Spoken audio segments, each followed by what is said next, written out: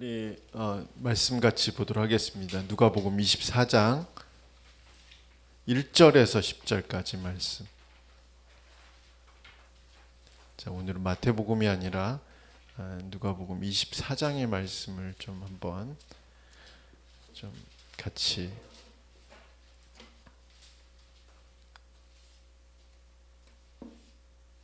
자, 1절부터 10절까지의 말씀을 한번 같이 읽어보겠습니다. 시작.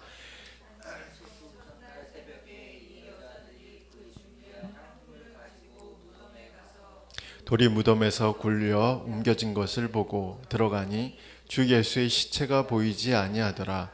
이로 인하여 근심할 때 문득 찬란한 옷을 입은 두 사람이 곁에 섰는지라. 여자들이 두려워 얼굴을 땅에 대니 두 사람이 이르되 어찌하여 살아있는 자를 죽은 자 가운데서 찾느냐. 여기 계시지 않고 살아나셨느니라. 갈릴리에 계실 때 너에게 어떻게 말씀하셨는지를 기억하라. 이러시기를 인자가 죄인의 손에 넘겨져 십자가에 못 박히고 제3일에 다시 살아나야 하리라 하셨느니라 한데, 그들이 예수의 말씀을 기억하고 무덤에서 돌아가 이 모든 것을 11 사도와 다른 모든 이에게 알리니, 이 여자들은 막달라 마리아와 요한나와 야고보의 모친 마리아라. 또 그들과 함께한 다른 여자들도 이것을 사도들에게 알리니라. 아멘.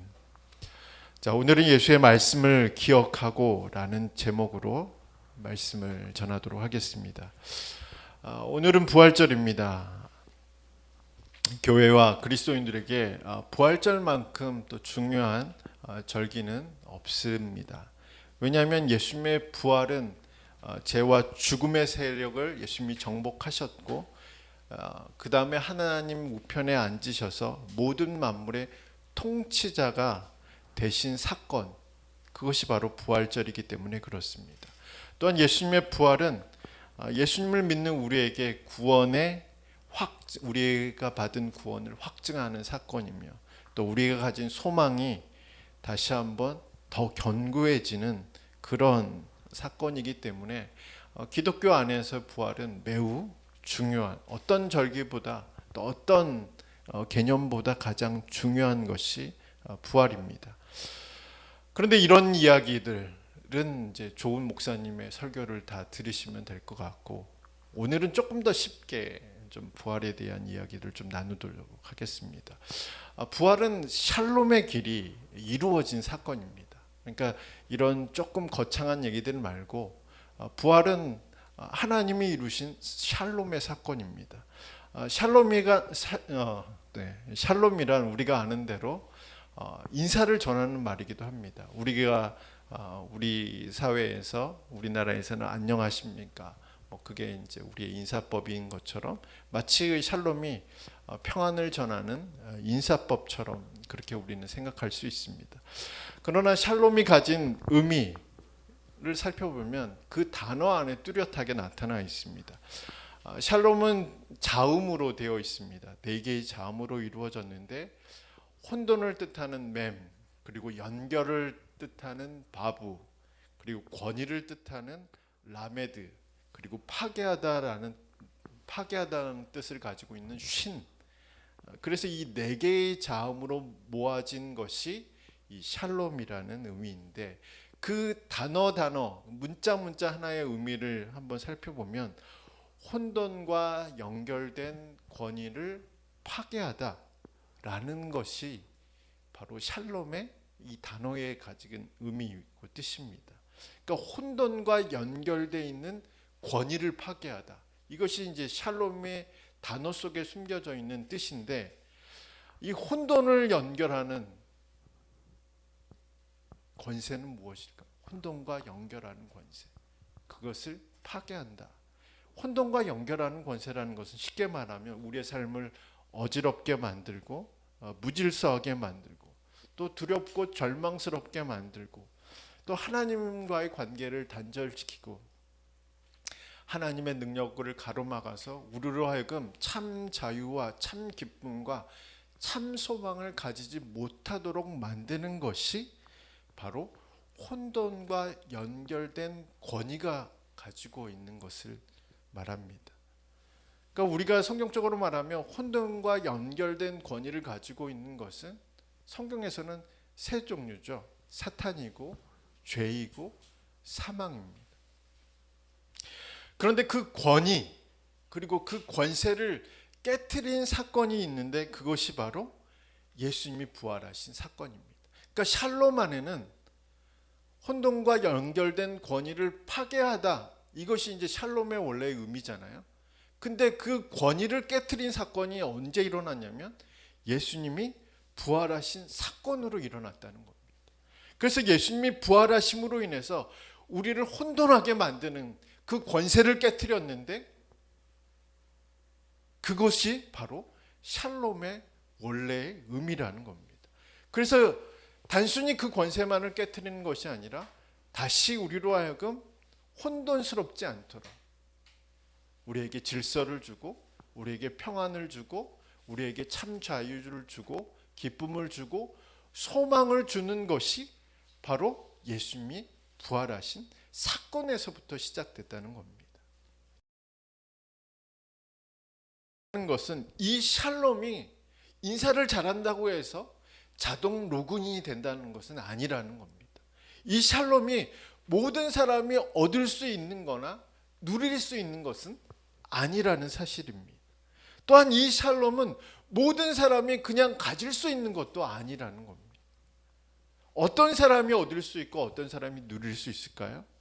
그것은 예수님의 부활을 믿는 사람들이 얻을 수 있고 누릴 수 있는 것이 샬롬입니다. 그러니까 예수님의 부활을 믿을 때 그 권세를 깨뜨리신 그 예수님의 능력이 그 삶으로 들어오고 예수님이 깨뜨린 그 권세로 말미암아 우리의 삶이 혼돈스러웠던 그 모든 것이 예수님의 샬롬으로 말미암아 부활로 말미암아 우리에게 다가온 그것이 바로 샬롬인데 그 부활을 믿을 때 이것이 가능하다는 겁니다. 그렇다면 우리는 부활주일을 맞이해서 우리 자신에게 한번 질문이 하나 생기게 되죠. 어떤 질문일까요? 나는 부활을 믿는가? 나는 죽은 자가 다시 살아날 수 있다고 믿는가? 나는 예수님이 죽으셨다가 다시 사셨다라는 사실들이 믿어지는가? 라는 질문이 생깁니다. 이것이 믿어져야 우리에게 샬롬이 들어온다는 거죠. 나를 혼돈스럽게 하는 그 모든 것들이 제거되고 하나님이 주신 참 자유와 기쁨과 소망과 하나님의 능력이 우리 삶으로 들어올 수 있는데 이것이 믿어지지 않으면 이 능력, 이 샬롬이 우리와 전혀 관계가 없다라는 것을 우리는 성경 전체를 통해서 확인할 수 있습니다. 그렇기 때문에 우리는 예수님의 부활을 믿고 있는가 스스로 질문해 볼 필요가 있습니다. 저는 마태복음 28장 우리가 이제 매일 성경을 통해서 마태복음의 말씀을 계속 묵상해 왔는데 마태복음 28장의 본문을 읽고 이제 설교를 준비하다가 제자들 역시 이 질문에 자유롭지 못했다는 사실들을 발견하고 감사함을 느꼈습니다. 그러니까 제자들 역시도 예수님의 부활을 믿었는가? 라고 질문을 던졌을 때 물론 나중에는 믿었지만 초창기 예수님 부활하셨을 때 제자들은 믿지 않았습니다.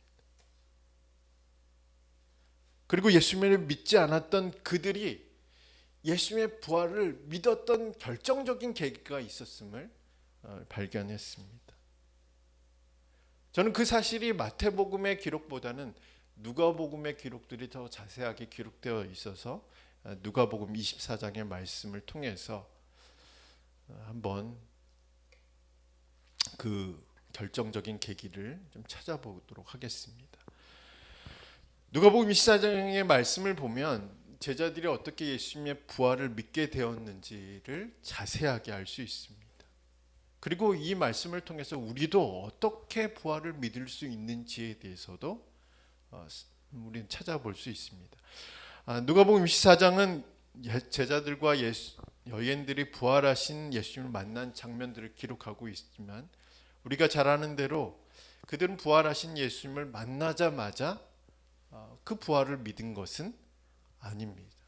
그들에게는 부활을 증명하는 증거들 그리고 증인들이 있었습니다. 자, 24장 2절의 말씀을 보면 보죠. 자, 돌이 굴러져 있었습니다. 이 돌은 어른 몇 사람이 붙어야 옮길 수 있는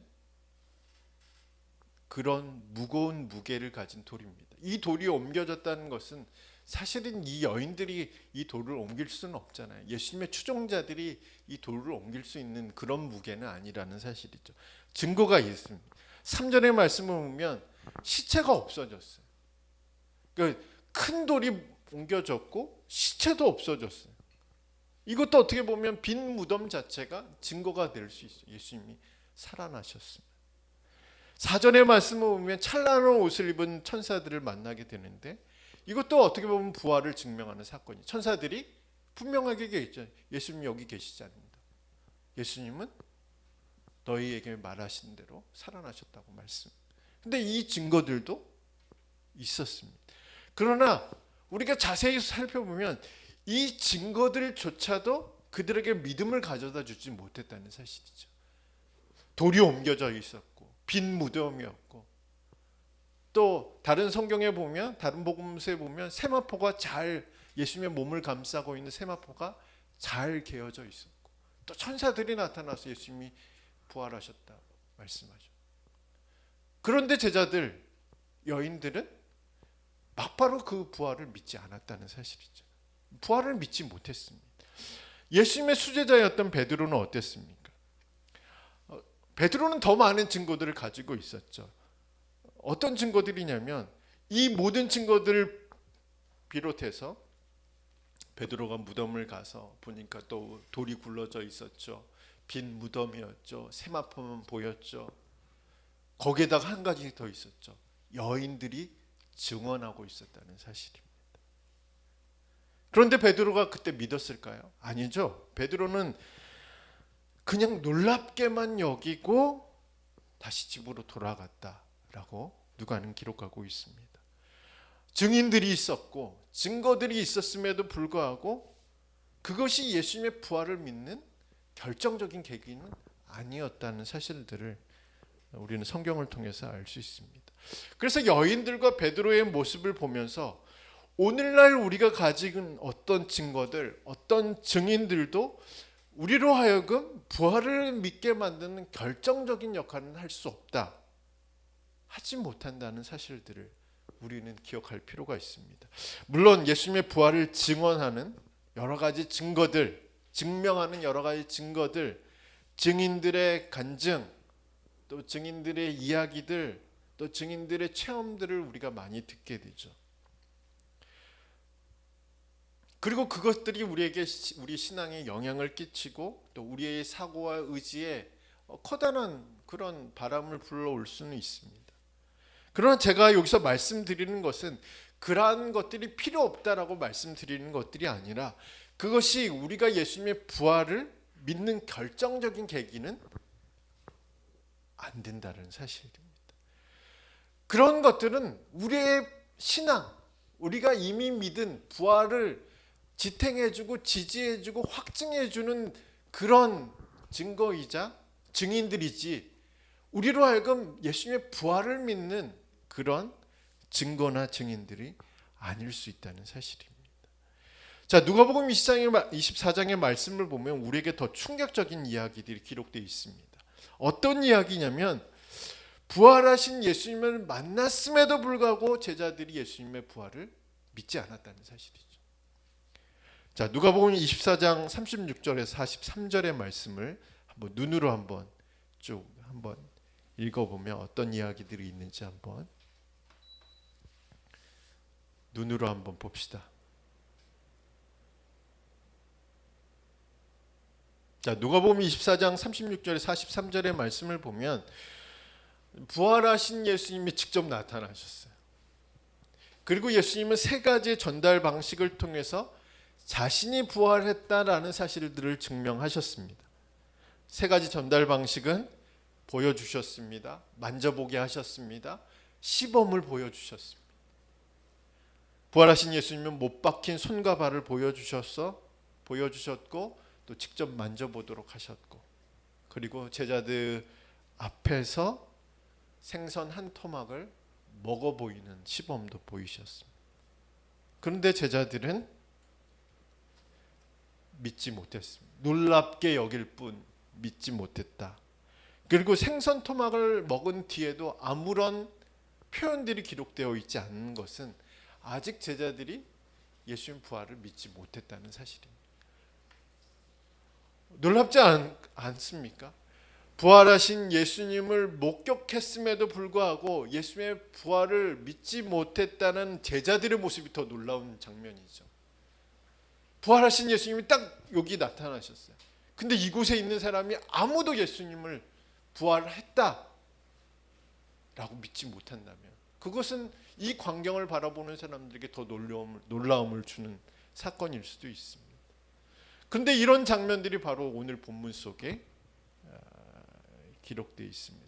저는 이런 장면들과 기록들이 오늘 우리의 부활 신앙을 점검하는 데 반드시 필요하다고 믿습니다. 왜 그럴까요?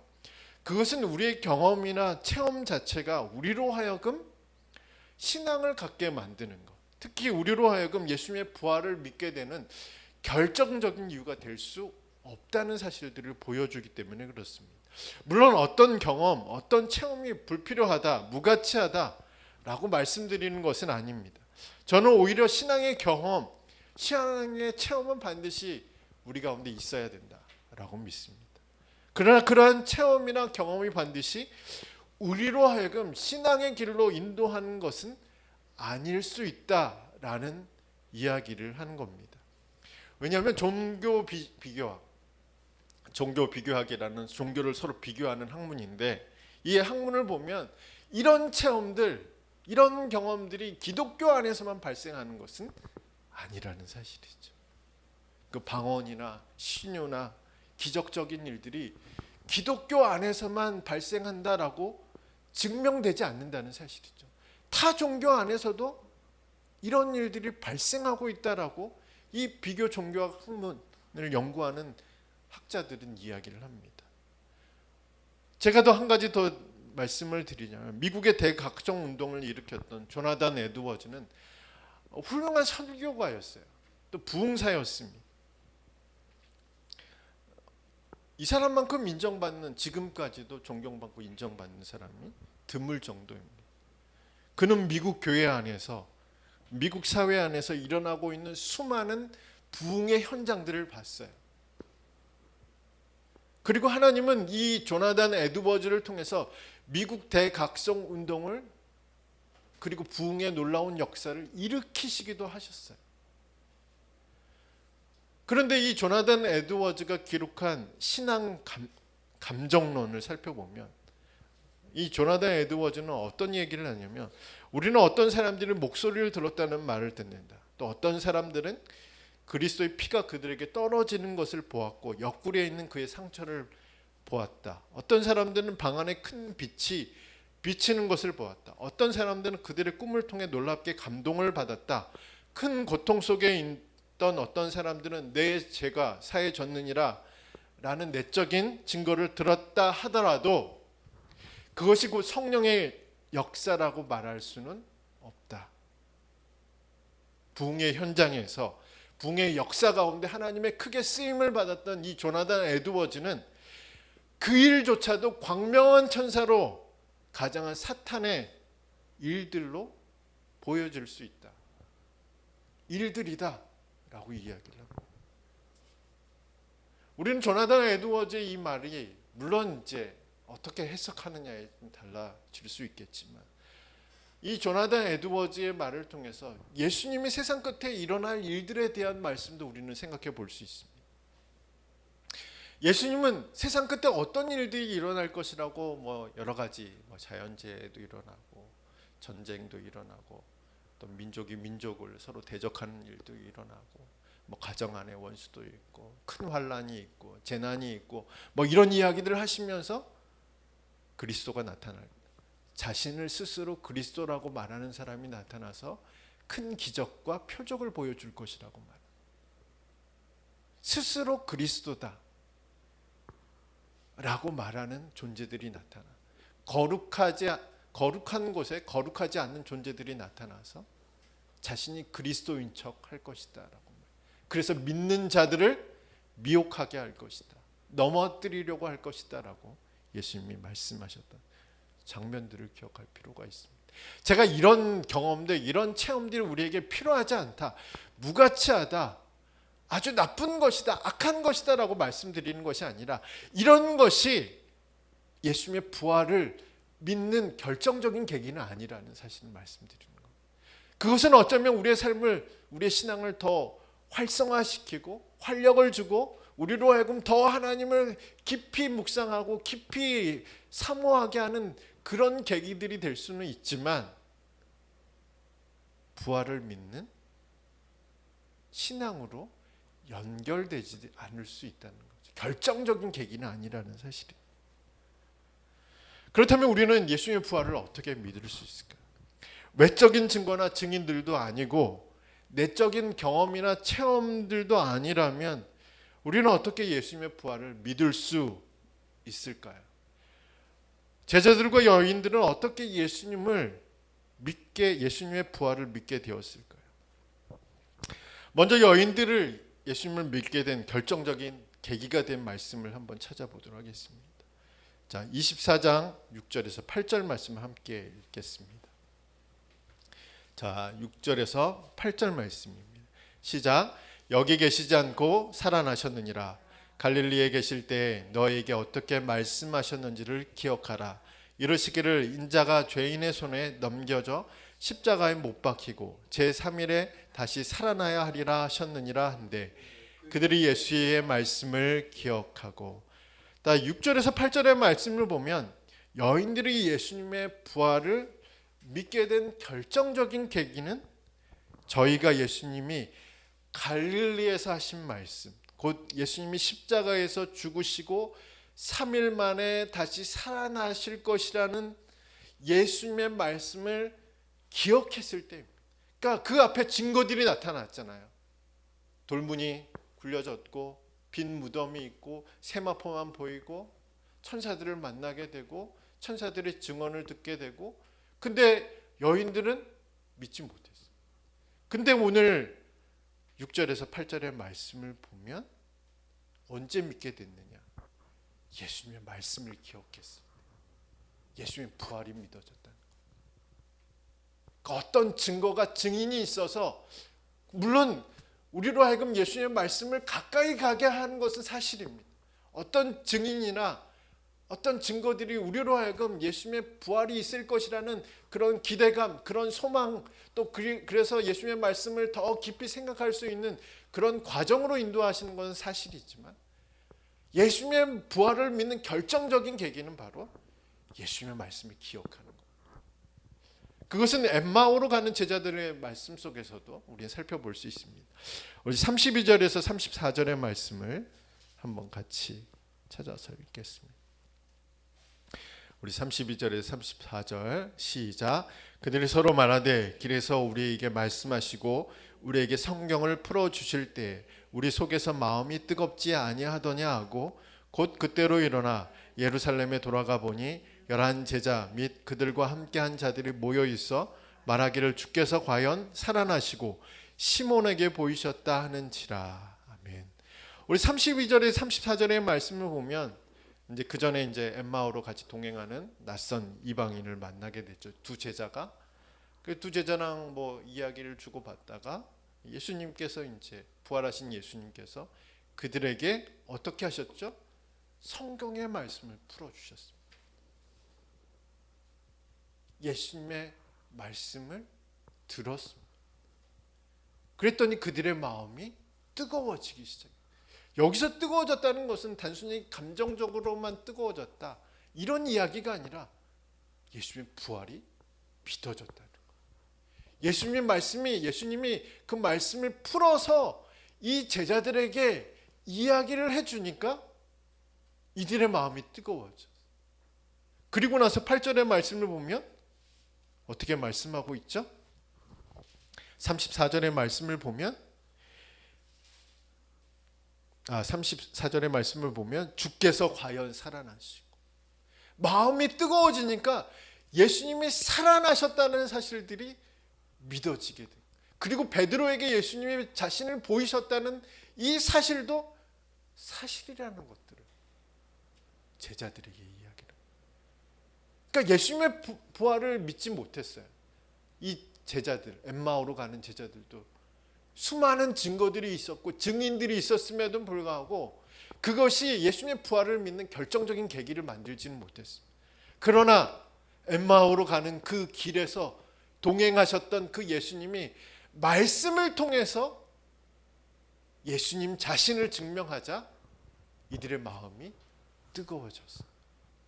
예수님의 부활이 믿어지게 된 겁니다. 그렇다면 나머지 제자들은 어떻게 예수님의 부활을 믿게 되었을까요? 자, 24장 44절 45절 우리 한번 같이 말씀 읽겠습니다. 44, 45절입니다. 또 이르시되 내가 너희와 함께 있을 때에 너에게 말한 바 곧 모세의 율법과 선지자의 글과 시편에 나를 가리켜 기록된 모든 것이 이루어져야 하리라 한 말이 이것이라 하시고 이에 그들의 마음을 열어 성경을 깨닫게 하시고. 자, 나머지 제자들은 44절과 45절의 말씀을 보니까 이 제자들은 어떤 제자들은 손을 보여줘도 못 박힌 손과 발을 보여줘도 안 믿고 만져보게 해도 안 믿고 생선 한 토막을 드셔도 안 믿고, 그런 제자들이 어떻게 믿었죠?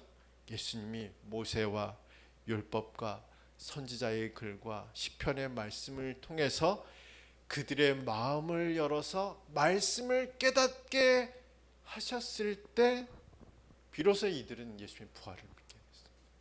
물론 46절 이하의 말씀을 보면 제자들이 믿었다라는 그런 표현들이 없습니다만은 우리가 그 46절 이하의 말씀을 보면 예수님이 이들을 부활의 증인으로 삼았다라는 사실을 통해서 이들이 성전으로 돌아가서 큰 기쁨으로 예루살렘에 돌아가서 성전에서 하나님을 찬송하는 이 모습을 통해서 과연 이 사람들이 부활을 믿지 못했다면 이것이 가능한 일이냐라고 우리는 반문할 수 있죠. 여기서 증인으로 예수님이 세우셨다는 것은 우리가 말하는 것처럼 거짓을 말하지 않고 진실만을 말하겠다. 법정 요즘에 있는 법정에서 그렇게 선서하고 하는 그 증인을 하는 거예요.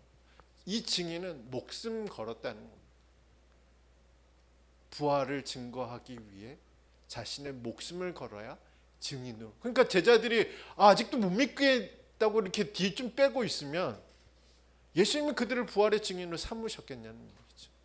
이들이 믿었기 때문에, 확신을 가지고 있었기 때문에 예수님 그들을 목숨 걸고 부활을 증거하는 증인으로 삼으시고, 이들은 또 믿었기 때문에 두려움에 빠져 있었던, 절망 가운데 있었던, 유대인들을 피해 있었던, 로마 군인들을 피해 있었던 삶에서 돌이켜져서 어떻게 됐을까요? 큰 기쁨으로 예루살렘, 사람들이 많이 모이는 성전에 가서 하나님을 찬송합니다. 부활을 믿었다는 증거가 되지 않겠습니까?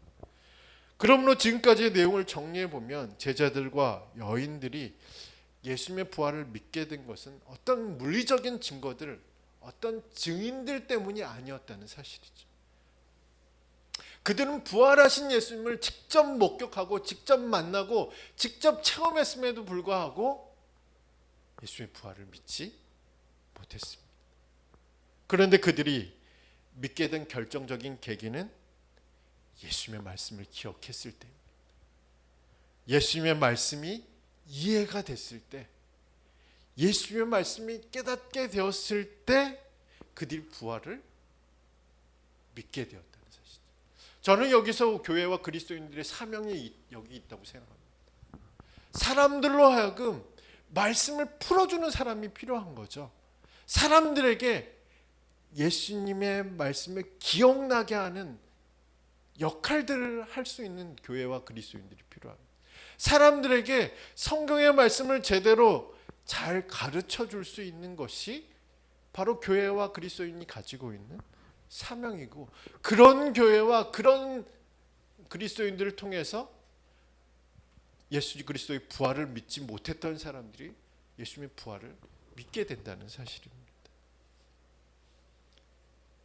우리는 이러한 표현들, 예수님의 말씀을 기억하고 예수님의 말씀을 이해하고 예수님의 말씀을 깨달았다는 이 표현들이 각각 분리된 것처럼 보이지만 한 단어로 요약된다는 사실들을 우리가 기억할 필요가 있습니다. 한 단어, 바로 믿음입니다. 예수님의 말씀을 믿을 때 예수님의 부활도 믿을 수 있게 된다는 사실입니다. 반대로 생각하면 우리가 예수님의 부활을 믿지 못하는 것은 예수님의 말씀을 믿지 않고 있다는 것을 말하기도 합니다. 단지 어떤 증거가 부족해서, 증인들이 없어서, 체험이나 경험들이 없어서 부활을 못 믿는 것은 아니라는 사실입니다.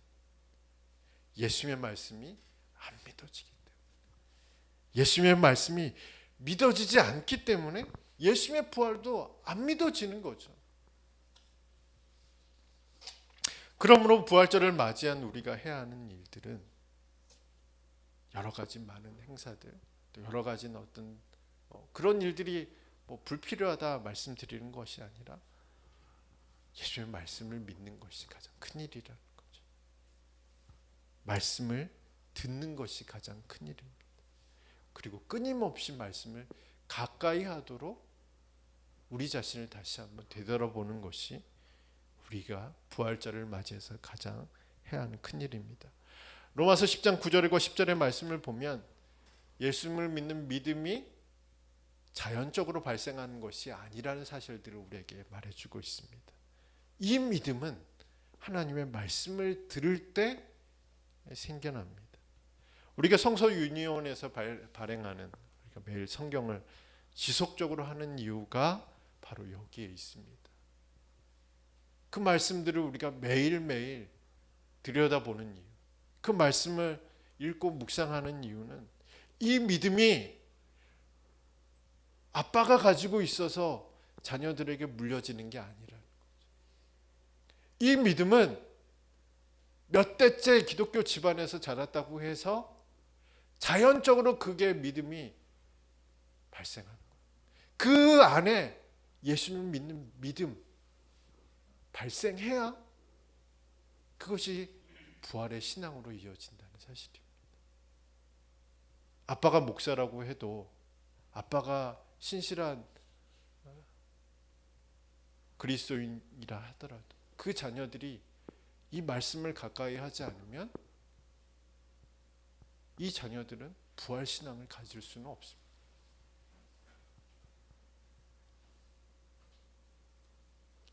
말씀을 가까이 할 때 믿음이 생겨나고, 이 믿음은 곧 우리로 하여금 예수님의 부활을 믿게 되는 믿음까지 이르게 된다는 사실입니다.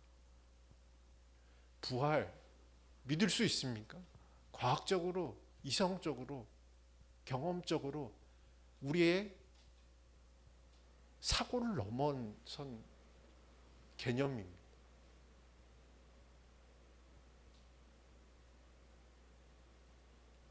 예전에 자유주의 신학이 발전했을 때, 자유주의 신학이 팽배했을 때 이성으로, 사고로, 경험으로 믿을 수 없는 것은 성경에서 다 찢어버렸어요. 자유주의 신학자들이. 부활도 마찬가지로 그랬어요. 믿어지지 않는 것은 다 없애야 된다고 생각해요. 그러니까 단순히 예수님을 종교적인, 윤리적인 선생으로 삼고 그렇게 신앙생활을 해야 된다라고 말했습니다. 과연 그럴까요? 제가 말씀드리는 것은 말씀을 가까이 하지 않으면 믿음이 생겨나지 않습니다. 이 믿음이 생겨나지 않으면 예수님의 부활을 믿을 수 없는 거죠. 부활이 안 믿어지면 이 예수님의 부활의 사건으로 이루어진 이 샬롬의 길,